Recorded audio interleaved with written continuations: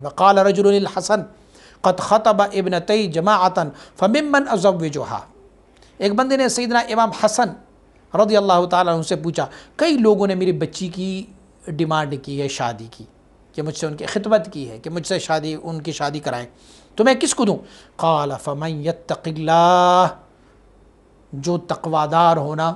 ان کے ساتھ ان کی شادی کرو، فإنہ ان احبها اکرمها، تمہاری بیٹی ان سے محبت کرتی ہے تو یہ ان کو اور تکریم دیتے جائیں گے،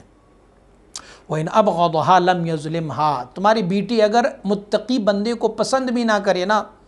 تو تب بھی وہ ان پر ظلم نہیں کریں گے، ٹھیک ہے جی نہیں پسند کرتی تو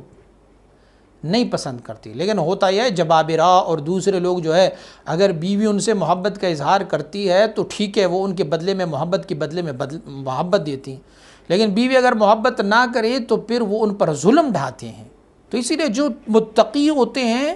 وہ ان کو ہی اپنی بچیوں کا رشتہ دیا کریں۔